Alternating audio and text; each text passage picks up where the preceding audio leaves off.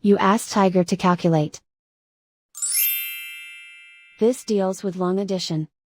The final result is 251.558. Let's solve it step by step.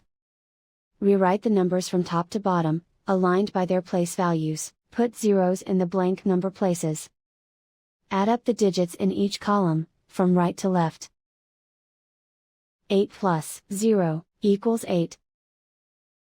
5 plus 0 equals 5. 3 plus 2 equals 5.